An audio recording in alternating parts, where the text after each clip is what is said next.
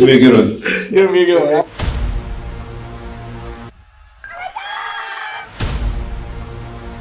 Definitely a different type of process.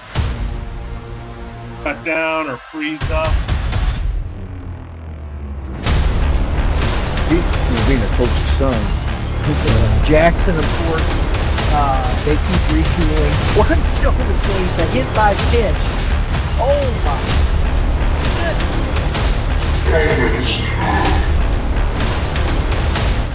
Hey, welcome back to Baseball 101. I'm Darin Cissell. I'm here today with the former Rockbridge head coach, Coach Towe, which is weird. I've had to say that several times with Coach Golf, former coach, and we're getting older. So I guess we're getting wiser. Let's put it that way. There you go. Smarter. Exactly. At least that's what I tell my wife. She still doesn't believe me, but that's okay. But looking forward to the conversation, just what he built over the years, Rockbridge. We were just talking early on. I don't remember them being a strong baseball school, and heck, the last 10 years, no one wanted to play Rockbridge. I mean, you've turned into one of the top programs in the state, and just very competitive school that won a state championship in what was it? 14. 14. Yeah, 14. Yep. So is that the only Final Four? Or I'm sorry, I didn't look it up. I forgot. No, our first Final Four was 09, and then we went back in 14 and won it in 14. Yeah. So only two times the Rockbridge has been to the Final Four. Yeah, and you guys had a lot of good teams over the years, and sometimes that's what I've tried to explain. Sometimes the best teams don't always make it through because that's single elimination. But year after year, you guys have put out a ton of talent, a ton of players, and just won a lot of games under you. So congratulations on a great career. I appreciate it. Yep. So you were just saying I guess it was 2007 you took over? Yeah, so 2007, I took over for Coach Whitney. I as I said, I got done playing in '97, and so I was an assistant for 10 years. I've been at Rockbridge the entire time, which is in this day and age is pretty remarkable. You don't see a lot of guys kind of begin and end at their same school, which so I'm super thankful and blessed to be able to do that. And then in the end, that's kind of. I wanted to be able to go out on my terms on that, and staying at that one spot, and just it was the right thing to do. But yeah, so '97 I took over. I actually had we hadn't won a district title in 25 years at Rockbridge. They won a couple in I think '83 and '85, something like that, around there. And so it had been about 25 years, and so I had kind of made a pact with myself whenever I became the head coach that if I couldn't win a district championship in 3 years, I would have stepped aside early on. And we won our first one on the third year, and then started kind of racking them up after that. It just kind of winning begets winning, and and guys start kind of buying in and doing what you need to do, and things started lining up for us. So were you getting a little worried going into year 3 when you hadn't won one? No, I wasn't. I mean, we were always close to, but as you know, I mean, and it's hard. It is really hard. Absolutely, and like that 14, the 2009 team, like I said, we hadn't won a district championship in 25 years. To do that was a huge feat, So everything after that was just like, just kind of icing on the cake. And then lo and behold, we went a sectional, we went a quarterfinal, and now we're in the Final Four. And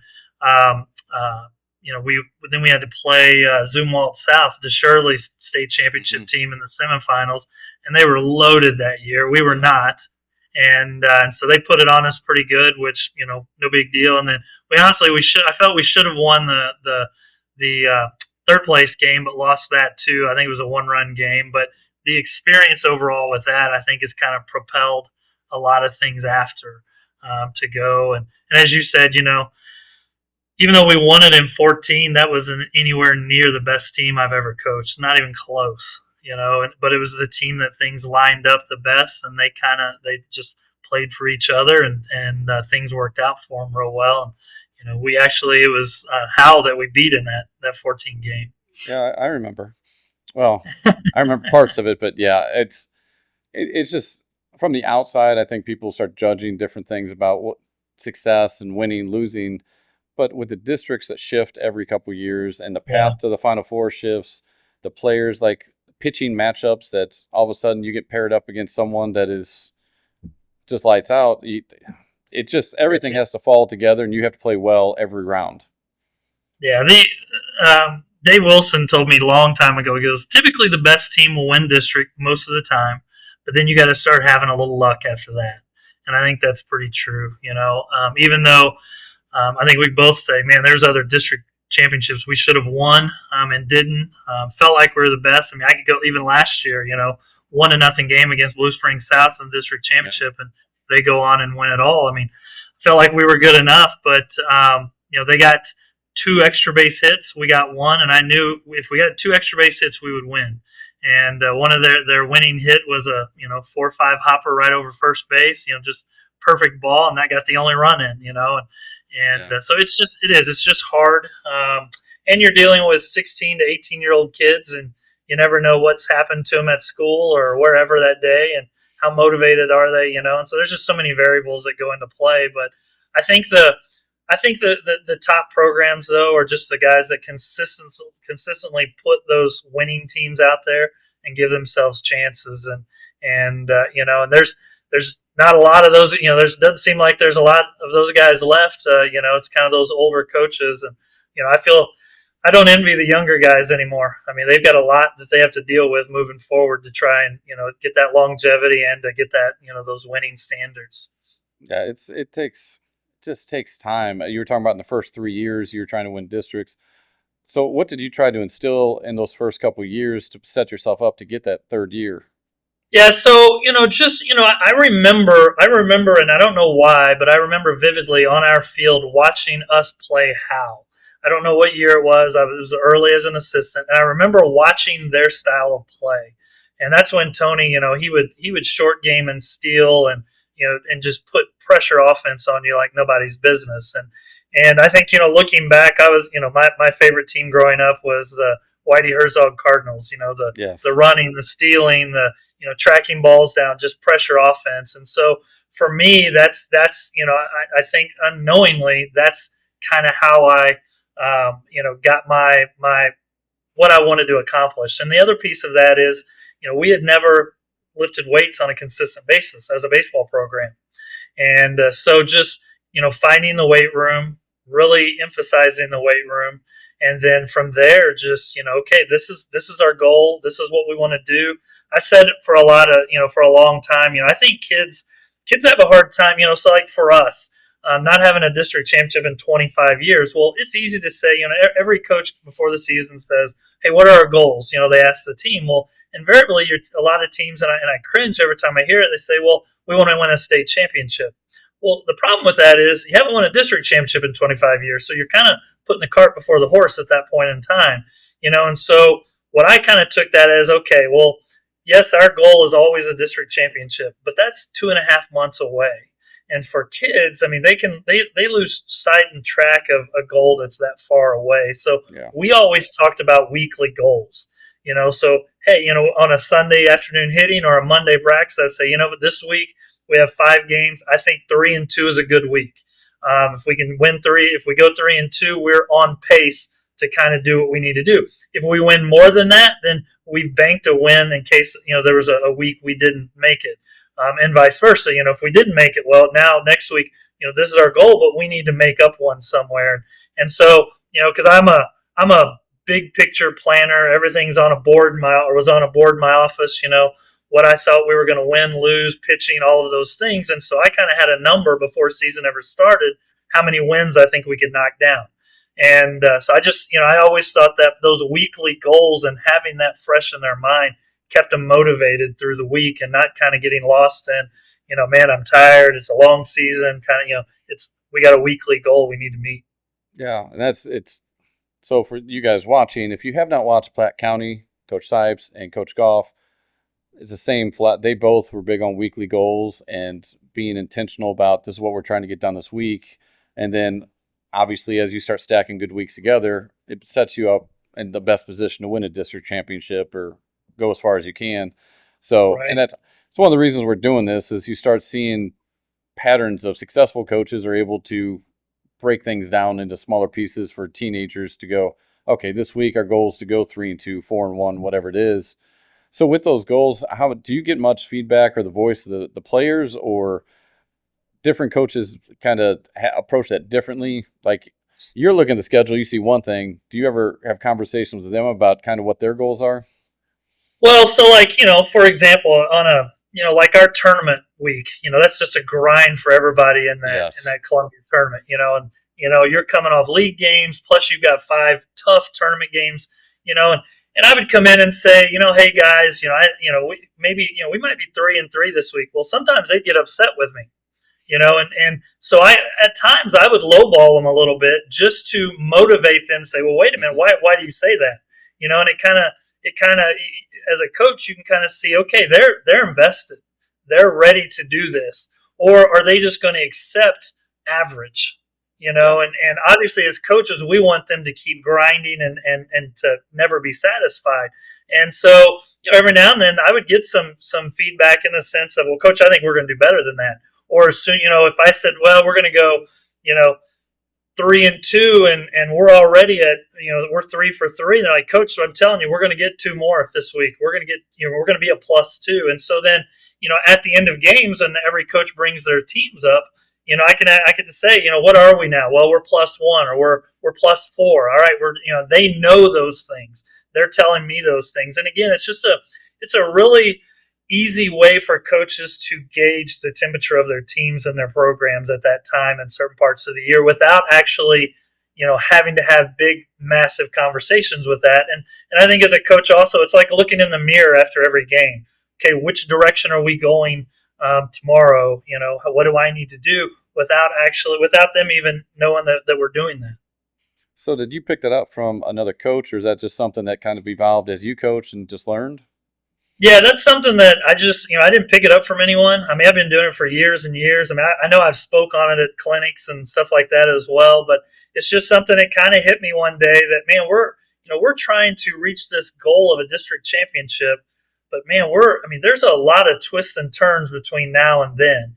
And, as we are as teachers, as educators, we know the attention spans of our young people sometimes. And so it kind of just hit me one day. I'm like, let's do this week by week. I know what I think the year is going to look like and the weeks are going to look like, but how often do we let our kids really know that? If I came up and said, the first of the year meeting, hey guys, I think we're going to be, 15-20 this year. Well, they'd be like, what are you kidding? Then why are we playing? Yeah. What's the deal? Whereas if we start breaking it down, they lose complete track of the really hard, the big picture. They have this little short-sighted goal, and they're just kind of knocking down those goals. And when they start knocking down those goals, and I also think what it does is it teaches them how to pace themselves as well. Because we all have those players that come out of the gates and they're just 800 miles an hour and they burn themselves out before it really counts, right? Yeah. Well, this also allows them and coaches and everybody in the program to kind of pace ourselves as we go through. And I just think it's just a good temperature check as you go through a long season, a long short season, I guess is what you should say. It's a short, intense, like that Columbia tournament. Yeah. You got the league games, and then you have the tournament games, but then you're coming back to league games. So correct. To me, that's always such a challenge. It was a great tournament, and I always loved going up there because you saw everyone, and you knew if you performed well there. To me, it exposed the depth of your pitching and exposed kind of the mindset of your players of like, we're going to grind this out, even though this is tough. If you're willing to embrace that really 2 weeks of the season, you get a pretty good idea of what direction you're going. Yeah. And it allows you to make some adjustments moving forward and see players that you haven't seen before, bring people up. So great opportunity. It is. And I tell my kids every year, and I would have to go back. I don't know if it's true or false, but we're not going 36-0. It's not going to, we're going to lose some games. Losing games is good. We don't want to lose a bunch of games, and we don't want to stack losses, but, losing is okay. But, during that week, you also get to maybe have I know you guys will bring some young arms with you. We'll bring some young arms up, but then you also sometimes get a chance to play some guys that haven't got to play a little bit. And I know Scott McGee at Willard, he talks about it every year that, he loves that tournament because he gets to play some guys that haven't gotten to play. And every year he's found somebody in his program from that tournament that has helped push them further along as the season went. And so it's just, there's so many things for us coaches behind the scenes that we're trying to juggle and chess match on, and that the kids have no idea about, right? But it all comes into, trying to, they all kind of converge at that goal. Yeah, the goal is obviously you want to win districts, you want to win state. Yeah. But to a degree, the years that they have a legitimate chance of a Final Four team, and other years where, hey, you know what? If we're 500 this year, that was a successful year based on the players you have. Exactly. And, winning and losing can't dictate success. I've never bought into that. And just because you won a game doesn't mean you played well. Just because you lost a game doesn't mean you played poorly. You have to take wins and losses. It's just part of the process of growth and see where it leads. Hopefully learn from it, move forward. That same philosophy of kind of weekly goals, do you encourage your players to kind of approach that like this week you're trying to get X amount of hits, or have you approached it that from like the team goals are one thing, obviously. Yeah, the individual weekly goals, do they do that or? So, well, we stress to them at the beginning of the season, you should have individual goals. You should have those. Do I need to know them? No, not necessarily, but you should have them. There's been years where we'll have them, put them up in their locker, or, we have our playbooks at times, and there'll be a sheet in there for them to do it. And I'll tell them, you need to review those, but you should have your individual goals. Now, but I always preface it by saying, look, if the team does well, your goals are probably going to be there, and everything you want out of it is probably going to happen. I think you have to be really careful and not, make the individual goals more important than the team goals. And again, that's just another hat that we as coaches wear and how you balance those things. But I'm all for individual goals. I'm all for you looking at the record book and saying, you know what, I think I can knock that record down this year. Go do it. Because if you do it, we're probably doing well also. But you have to always, that's the great thing about coaching. We're doing these things in the framework of a team.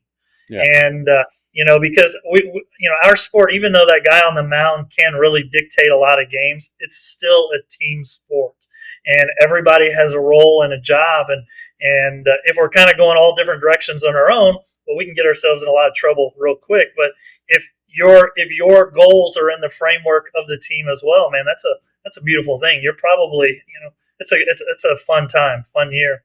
Well, when you have the talent, like I just said, you can tell which teams are Final Four capable with talents. Mm-hmm. But to me, the thing that allows you to get there are the guys that are on the bench, the role players.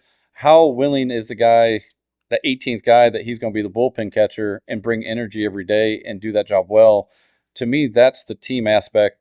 And those guys are more important, as important as anything else. Because if you get guys on the bench that are complaining, going different directions, you can't move forward. And I think when teenagers understand your role as a backup, your role as a bullpen catcher, those are essential for a team to have success. Like you have to have those guys.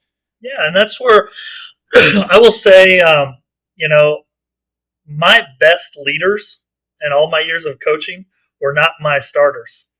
I've had some guys that were unbelievable leaders, as one of them was a bullpen catcher. In fact, he went to Cornell University and walked on the baseball team as a bullpen catcher. Yeah. So he got to travel, got equipment. That kid could pick a sign better than anyone I've ever been around. He should have gotten a full ride just for that, before all the number systems came out. But, when you have guys like that, he could come in. I could send him down to the bullpen to get a pitcher hot. When he came back, I had a full report on that pitcher, and he knew that athletically he was way behind, but he loved what he did. He knew he had a role. And, I always tried to, and this is really weird for me to keep talking in past tense now, but I always tried to make sure if I kept a player on the roster, I had a role in mind for them. Now, that role may not be what they wanted, and that's where all that communication piece comes from, but I always made sure that I had some sort of role. And then I also, if I kept him, I tried to get him in games. I tried to get him, whether at bats or something as much as I could. But, doesn't always, as we know, that doesn't always work out. But for the most part, I think, if your kids know you're honest with them and, you're genuine and you love them, they're okay. And like I said, your best teams have those guys on the bench that are, man, they are as positive and behind the rest of the guys as they can be. It's a huge benefit as a coach to have those guys that you're not having to redirect, keep them focused, picking signs, like all those things. I'm assuming at the beginning of the year, you understand what role you want for them. Do you sit down individually with them and kind of go through what you're seeing? Yeah, so I mean, just like every coach, sometimes I'll have meetings. Sometimes they're pretty impromptu meetings. I like to, when we were warming up playing catch, I like to go kind of check in with guys, especially if, because if you know your guys well enough, you can kind of tell when that meter of they're starting to kind of be negative is starting to happen. Yeah. And so I always made a point, to go up and just start checking in with guys on a regular basis, talking to them, letting them know, hey, I see you. We're still here. This is what's happening. And I think in the end, we can get in the weeds of parents and all kinds of those things pretty easily. But I think in the end, if kids know, if you're honest with them, it goes a really long way, and I think where you can get in trouble, especially as a young coach, is if you try to avoid it because it's eventually going to happen, or you try to please too much, but you have to sometimes have really tough conversations with kids, and kids will conform to the norm. They'll either rise or fall to whatever you want them to do, but I do think just treating the first guy and the last guy the same, as far as just people goes. Giving them those reps, giving them the attention, and I think it goes a long ways into promoting that atmosphere. I don't like the word culture. I've never liked the word culture because you can't define it really, right? Yeah. But I like the word standard, and the standard is the standard, and this is our standard. This is what I need you to do. I'm not asking you to be happy with it. In fact, I don't want you to be happy with it. I want you to keep working. But this is where we're at, and I just think that open dialogue goes a long way. The honesty, when you build relationships with kids and they know you love them, when you're honest with them, they understand it's out of love and not out of, I'm not tearing you down, I'm not criticizing you, but for this team to be successful, this is the role I see for you. Right. That's the most powerful thing to a kid. Obviously, we teach them every day, and whether it's in the classroom or on the field, just being honest with them, might not like it, like you said, but at least they know this is where I'm at. Yeah, one of my first assistant coach was a old guy, Ron Widman, and he's been around a long time, and as a young coach, man, I was full of piss and vinegar, and I was ready to go, and it was really and just kind of I'm so thankful that he was in my life as an assistant coach because he was also mentoring me at the same time as a young head coach. And, kind of another thing I've talked about a million times, the one thing that I've taken from him forever in my life was, he said, Justin, you have to let them know you love them. You have to tell them now that if, and some people aren't real comfortable, having those kind of conversations, but he said, if they know you love them and you truly love them, they're going to do anything for you. If it's not honest, they're going to read right through it. But you have to let them know you love them. And so my guys, my older guys, when I see them as I leave them, I'll tell them, hey, love you, man. And as a young coach, I think that's kind of a hard phrase to tell people because you're just it's just not something you're necessarily used to, but as you get older, as you have more experience, you understand that, and we're going to win and lose whatever games we're going to win and lose. But these guys, they're here because they want to be here for you in the program, and so you got to let them know those things, and you got to be honest with them when you do. The authentic personality has to be you love them and you let it be seen. That's the part that every coach has a personality. How they communicate things and how they do things, whatever. But you got to be authentic, and at the core of that has to be, I care about these players enough that I'm going to treat them well, I'm going to be fair, I'm going to love them, and two things I always go back to. Baseball should be fun, and it should be development as a player and development as a man.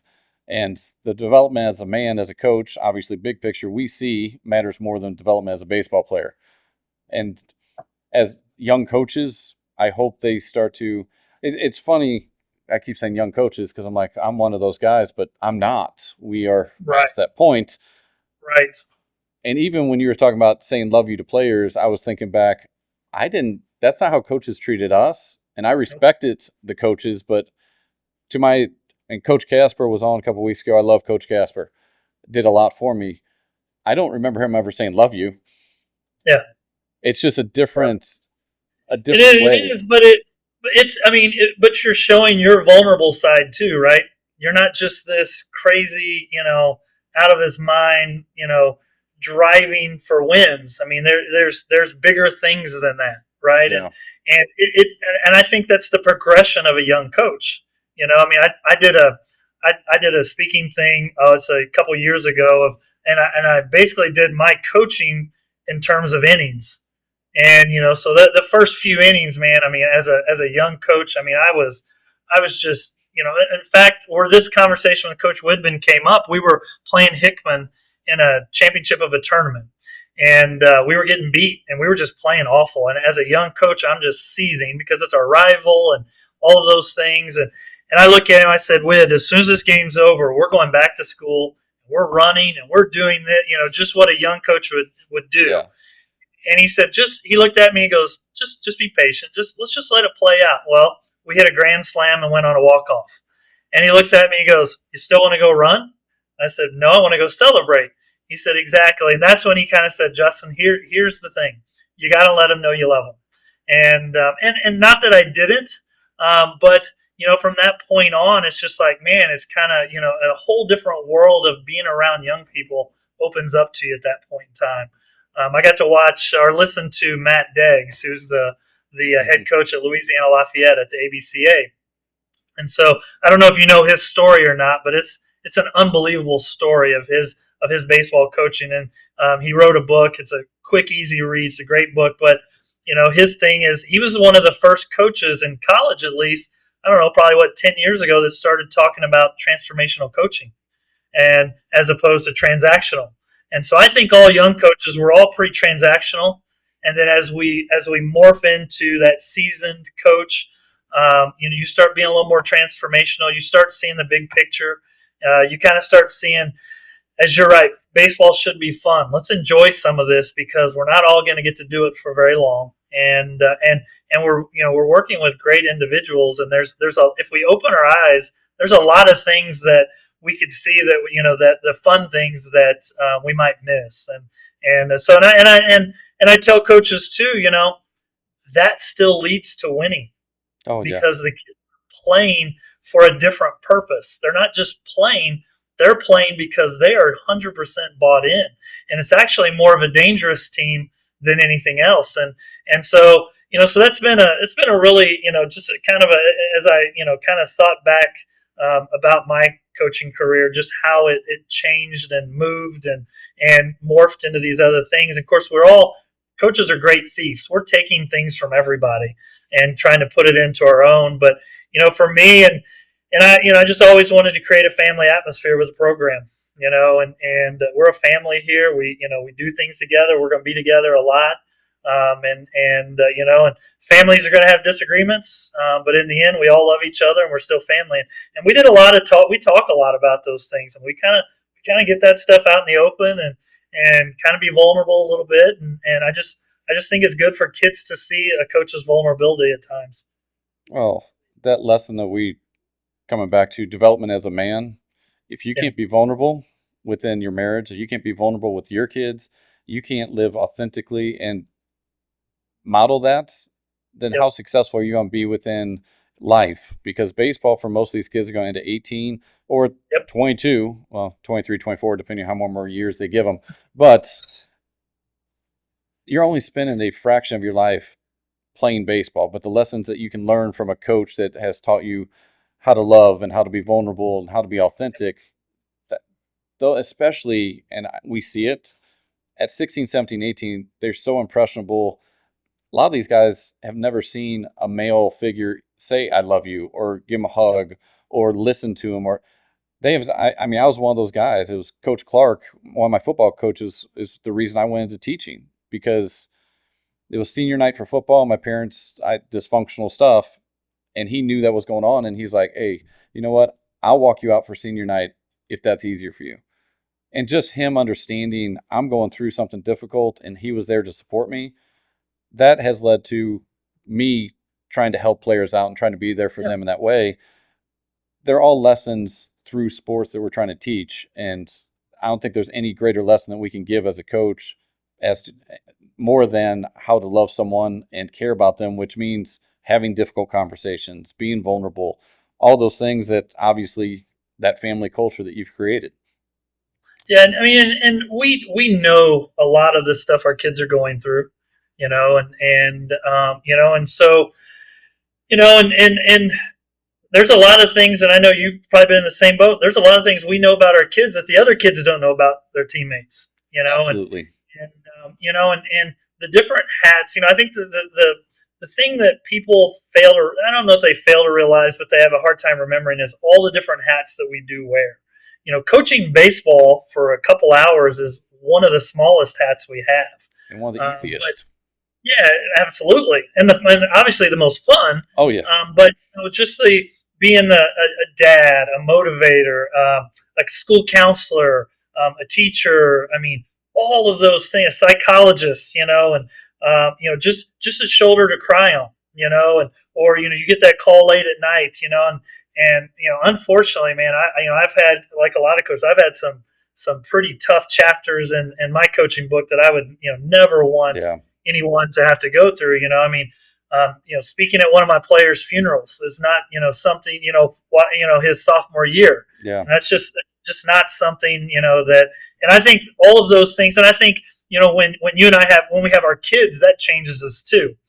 So our kids soften us up, and one of the things, that the biggest nights I dreaded every year as a head coach was senior night, because it's like a piece of me left every one of those, and then pretty soon you're like, man, there's just not as much to go around, because you're leaving so much with those guys, no matter how many wins or losses. I mean, I can't even tell you how many wins and losses I have now. It doesn't matter, but I can tell you about a ton about some of the kids I've been around, and the teams, and the funny times, and so it's just, it also keeps us young as coaches. I think that's kind of the byproduct as well, that the selfish thing we get out of it, we get to stay young a little bit. We kind of hear all the hip stuff and pop culture stuff, and things that we probably don't need to hear, but it keeps you young. And and so, like, there's a quote that Joe Paterno had that I've used several times with kids. Someone asked him, how's this team going to be this year? And he said, I have no idea. I'll tell you 5, 6, 7, 8 years when they all come back and they're good husbands, they're good fathers, they're good community members. That's when we'll know that those teams are successful. And I think there's a ton of truth to that. I mean, we're here, as you said, in a short amount of time to be part of these guys' lives for a short amount of time. And I think it's a real travesty if we do it and we're not doing it the right way. Absolutely. So you're passionate about coaching, passionate about kids. Why was this the right time to step away? Because clearly you're still passionate about the game, you're passionate about the kids, but you made the decision to step away on your own terms at this time. Is there something that kind of went into that? Yeah. So I mean, I'm still white hot as a coach. I'm all in, ready to go. But so this senior class I've had since they were 7. This past senior class I've had since they were 7 years old. My youngest was a senior this past year. Mm-hmm. And, and so it kind of, it got to the point where, number one, I mean, as a coach on a personal level, I checked off more boxes than I thought were possible. So more wins and losses, what does that do? I mean, it doesn't matter anything, but this senior class, I was like, it would be really good to go out with these guys because I've had them since they were tiny guys. And then, but the main piece of that is I thought it was time for me to be a dad. Probably kind of like with you with Ty, you want to go watch him play. Yes. And so my youngest, he was fortunate enough, he gets to play college baseball. And I've never got to just sit in the stands and watch my kids play baseball. I have football, basketball, and things like that, but I've never gotten to do that. My older son, he played at Rockbridge, and then he was at Columbia College. Well, I never got to go to his games because I was always coaching. In fact, I wasn't even at his college graduation because we had games. And so, so you start thinking about those things and you start putting it in perspective, like, I could stick around as long as I wanted, but I feel like I'm just chasing wins at that point in time. And that's not ever something that I ever cared about. And, or I could walk with these guys. It would be it's just a good time. It's a good group because in the end, is there really ever a good time? Because the next group is coming up. You're investing. You're invested in all these kids. And so I have great assistants. I knew they're going to do a great job. So I knew the program was going to be a great spot. But I think in the end, I was ready to be a dad. And even though like I said, I love coaching.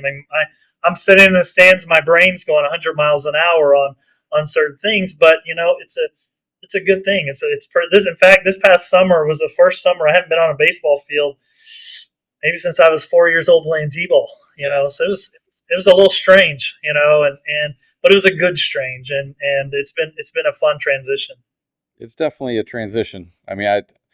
Your story is very similar to I coached that group with Ty from the time they're 5, 6 with Adam Shipley and all these kids, and when they were done, I was like, this is the time to walk out with them, and it was special. And then Eric Goff pulled me in for one more year, but that's okay. I enjoyed and that's what you're never going to not enjoy the kids. Like this past year at West, I had like a bonus year that I didn't expect and got to be a part of that program and see those kids. There's always going to be the next wave of kids you're going to love just as much as the previous ones. It's just finding what the time you feel at peace to step away, and it's good. Just coaching your son is such a special moment. Although that last game, it's hard. That was the toughest moment as a coach that I ever had. Was we were at the Final Four, and we always kind of give hugs to the seniors as they go. Yep. My son was the very last player, and I was like, I'm just crying in the parking lot at Ozark, and I'm like, this is special, sad, and wonderful all at the same moment. But it's and coaching your kid I've had a lot of people ask me about that too. It's the most enjoyable, rewarding, and hardest thing all at the same time. Yeah. And because we get to be around our kids in a totally different setting than most parents get to be in, right? But it's really hard for them as well. It's never easy for them to do that. But yeah, man, so the last game was doubly for me. It's the last game with either one of my boys, and it was my last game total. And so there was just a long time kind of sitting in the dugout as a family, and just kind of taking it in a little bit, because this is it, and we're okay with it, and it's going to be fine.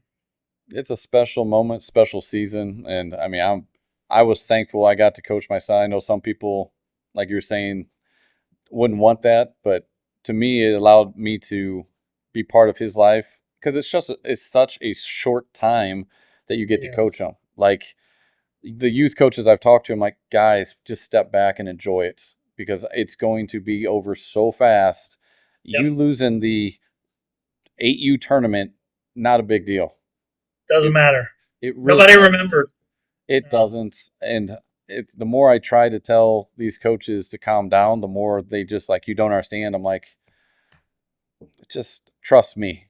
When you get older and you are around it, it's the only goal I ever had for my son. I'm curious if you had similar one as you've coached and played, but the only thing I wanted for my son was I didn't want to burn him out.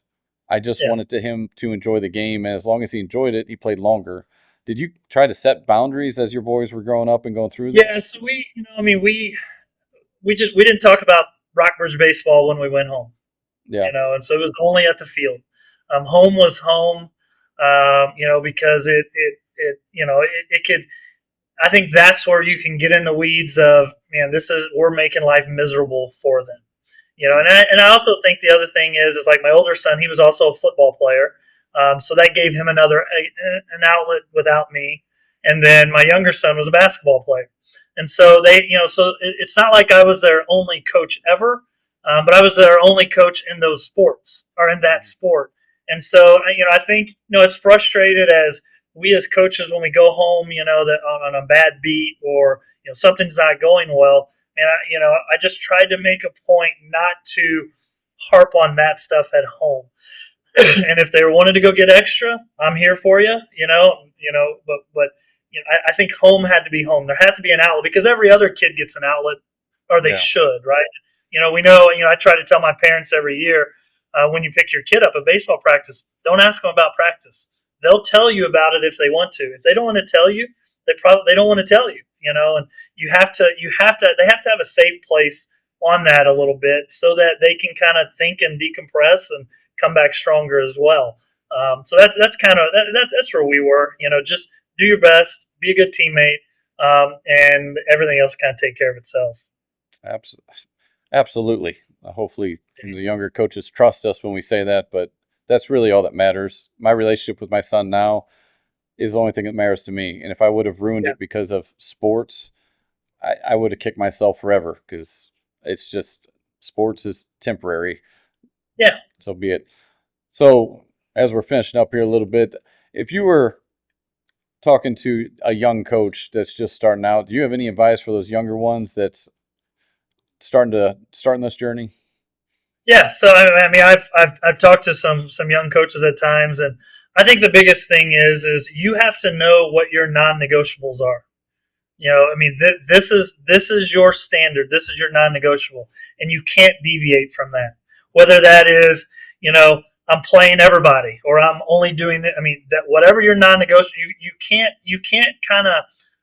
You can't go all the way. You just can't, I guess, just weave all the way through it. You have to be consistent with what you're doing. And there's going to be times when you're going to be questioned. There's going to be times when, things aren't going to go well, but you have to have non-negotiables,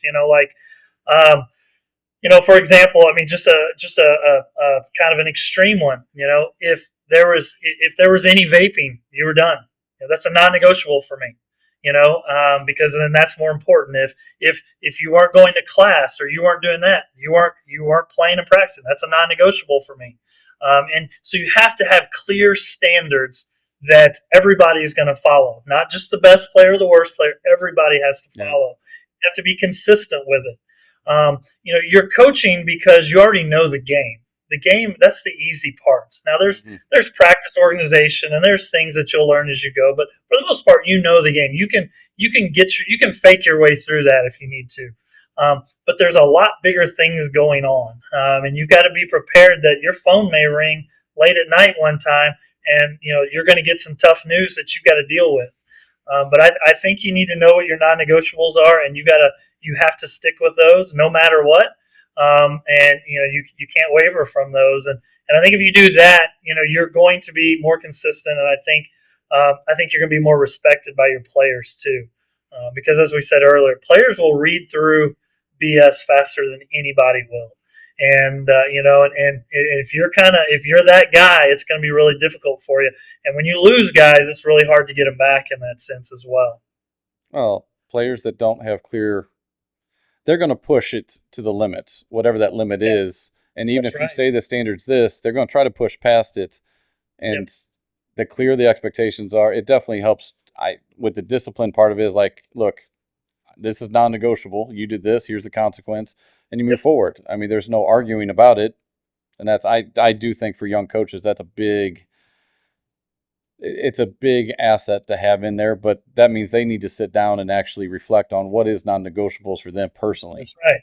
You have to know, you have to be comfortable in your own skin on those things. And then, you start getting into the baseball piece of it, you have to, you can't do, I see coaches sometimes their practice plan is basically the same thing every day. You can't do that. You have to have goals weeks in advance. And you have to be kind of working towards those goals. The players don't have to know them. For example, when we were preparing to play you guys, well, we would be my kids would be preparing to play you a couple weeks in advance. They wouldn't know it, but I would know it. And so by the time something happened during that game, they were already prepared for it, and we didn't just do it the day before. And so, and I just think, having an understanding of, clear practice plans, what you're trying to accomplish, talking to the kids about, our goals, whether it be weekly or at the end of the year, whatever those are. But you have to be just consistent in everything you do. And because I do. I think if you start kind of bouncing around a lot, where you can really kind of put yourself in corners real fast that you didn't even realize you were putting yourself into, and now you're kind of in a pickle, and so to speak. Well, you're miserable when you're doing that. The players are miserable. Yep. Because then you're trying to put out fires every 2 seconds instead of just being That's like, right. this is what we do. This is how we run this program. Yep. And I think that is something that, from talking to several coaches just in the last 4 or 5 weeks, everyone has the same thing. There's a very clear expectation and standard within a program, and there's very clear consequences if you don't meet those. And Right. I think all successful programs, you need that. Like, that's just, and not even program. I mean, you get into, as a dad, you have to have those. As a teacher, you have to have those. Like, you have to know yourself well enough to know what you're not willing to give on and stick to those things. Yes, that's correct. Because I tell people all the time, man. I go in the grocery store, my head's on. Who can, and I tell young coaches too, when you go to talk to a parent, man, you need to have an idea of every different angle they can come at you at, even if it's just even normal conversation, because you have to be aware that that you don't put yourself in a bad spot. Yeah. And that's hard for young coaches. That's hard because we're excited about what we're doing. We want to talk to everybody. We want to do those things. And you really have to. You just have to be careful on kind of how you present yourself on those types of things. And now you're in a different limelight. You have to, if you're going to do these, you've got to live those as well. And you're kind of you're being put on a pedestal piece there. And you have to live your life the right way as well. So there's. It's hard. I know it's going to be hard for young coaches. I see too many young coaches come and go because it is hard. Yeah. It's kind of that old thing. You got to embrace the suck, and there's going to be some bad days. There's going to be some bad years. There's going to be some bad weekends, and you're going to be on the bus going, "What on earth?" I mean, we look like we have never coached anything, and so then you start worrying about what's everybody thinking about me as a coach. Yeah. You can't do that. Stick with what you know to do. Do really well what you know. And then start expanding from there. Absolutely. So if there's one thing going into this spring coming up that you think you're going to miss, what do you think it's going to be? Man, I know it is. I'm a ultra competitive person. I don't want to lose at anything. I don't care if we're just walking down the hall. I mean, I want to win, and so I've told people before that I understand in a small sense what a drug addict feels, because competition is my drug. I love to compete. I don't care what we're doing. I love to compete. And so that part is, I'm sure I'm going to have to find that outlet somewhere, somehow. Yeah. I do play golf, but man, I don't really want to play it enough to where I need to worry about that. So I find things to kind of, be competitive with. But I think, besides the coaches and the players and the parents and all that, I mean, that's a given, right? I mean, we're always going to miss that, because this fraternity of baseball coaches is really unique. I think it's more unique than the other sports, because I think, with our association and some of the things we've done, it's a really great fraternity. Like our tournament every year is the funnest time, because you're bringing all these great coaches into one spot. You're getting to hang out. You're getting to be around each other. And yeah, we want to win. Like, I want to beat Tony every time I play him. But off the field, I want to just pick his brain, and we're just talking baseball. It's a great time. And so those things I'm going to miss. Just being around the guys. When they're just kind of being their goofy selves, and watching them develop as better baseball players from day one to day at the end. Those are all going to be there. But I think for me, just on a personal level, just the competing piece, because man, I love to compete. I mean, it keeps you young, and it lets you know you're alive a little bit. Oh, trust me, anyone that knows anything, I am the same way.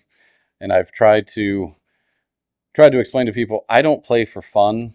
Like, it's Right. either I'm playing or I'm not. There is no, well, just Right. casually go play golf. I'm like, I would love to casually go do something, but if you want to Not play happening. pickleball, then I'm going to be diving and sweating, and I can't. We have bloody knees and elbows I and all of it. Yeah, I don't have that in between switch, and I think most people that have succeeded or at least maximize their talent in anything from coaching to playing to whatever, yeah, it's that fire. I think Ty Cobb. I read Ty Cobb's book, one of them, and he describes that burning in his belly. That that burning that's just like, I can't describe it, but when you're sitting there saying, I'm like, oh, I know that feeling. Yeah, I mean, I know. It's the same way you can't describe it, but you do. I mean, you just when the national anthem starts, I start kind of swaying back and forth. I Yeah, mean, I'm like my lab puppy. He's just shaking because he's ready to go get his treat. I mean, he's ready to go, and I don't think that will ever change. I pray that it never changes. I don't think it will, just because we're wired differently. And when I'm around people that are so casual in that, it's just like, man, it's hard to understand how that is, and but I think people probably have a hard time understanding how. Why can't yeah, you just go do something and have fun? Well, what's the fun in that? I'm ready to go. Let's play. Let's compete. If it's a game, that means there has to be a winner, right? And there yes. has to be a loser. Well, I want to be a winner, and more times than I want to lose, and so therefore I'm pot committed, man. I am where my feet are at that point in time. Well, if I lose, I don't want to lose and look back and go, if I would have tried, what would have happened? Like, I can't function that way. If I Yep. lose and you beat me, okay, then you're better at me in that moment. But Yep. I mean, that's why I'm starting to play golf again, because my sons start playing. I'm like, oh no, nope, no, Well, my dad used to tell me when I was little growing up playing, and he's like, you never know who's watching. yeah, This was, in that age of where you're starting to get to, you're going to start getting recruited and those types of things. He's like, you never know who's watching. You never know who knows somebody who knows somebody. You have to go full tilt all the time. And I think there's a lot of truth to that. And I think it's hard. It's really hard, in some of those times, but it's the truth. And I think that's why, as a coach, man, I mean, there was times I'm sure I just came unglued, but it's because, I mean, I'm here to go. Let's win, and let's do it the right way. I yeah, mean, and it was another thing. My dad always told me there's right ways and there's wrong ways. You're going to do it the right way, and but it's time. When it's go time, it's time to go. And I mean, I would give, and I'm sure you would too. I'd give anything to go play some more. oh yeah, To put a uniform on and go play, whether it's baseball, football, whatever, but something that really matters. And because once we're done, as it's done. yeah, You don't get to play anything that truly matters anymore. And I think that's probably the scariest thing. My guess is I'm going to find a lot of things to keep me busy, to try and just kind of work that out of me at that given time. But yeah, so it'll, and luckily we get to watch our kids play a little bit more, so, hmm, we're at least going to kind of get to see that. And for me, I think for that, it's going to be making sure that I adhere to what I did as his coach, now as his dad. After the game, do I talk to him about the swing that I saw him take or the approach, or do I just kind of sit there and kind of rock back and forth, hoping he asks me? I don't know. That's the uncharted territory for me now. well, I wish you the best of luck with that. I'm still trying to figure that. I went out to spring training last year, and I'd see my son after the game. I'm like, do I ask? Do I let it go? It's Right? the coach will always be in me and want to share those things, but with my son, it's just a different conversation.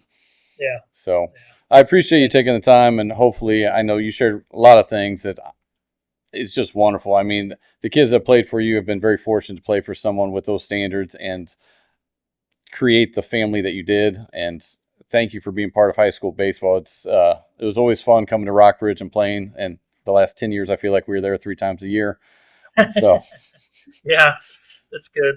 But So this has been healthy good. competition. But I appreciate you having me. Man, this has been just again another wild ride of things that I didn't know were possible in this profession to be able to do. And so I appreciate you just letting me get my message out there. And if it hopefully helps somebody that may be struggling with certain things, and as golf I know is, and I am. I mean, we're still an open door. Anybody that needs things, I mean, we're always willing to talk baseball and talk shop. Absolutely. Well, I appreciate your time. All you that are watching, if you heard something today, you're like, man, I need to share that with someone. Well, do it. Don't talk about it. I mean, get the job done there. Push the share thing. Subscribe would be wonderful. It'd really help us out. And what's the other? Like. We should like things. Liking's good. There is nothing here you should dislike. So like it. But really subscribe. I'm a big fan of subscriptions. Anyway, next week we have Coach from Nixa. It's going to be on, so get to talk to him. And after that, we have Staley. So the next 2 weeks, 2 more coaches, and looking forward to seeing what they have to share. It's been fun talking to you, and I appreciate your time, Coach. Thanks, Dan. I appreciate it. All right. Have a great day.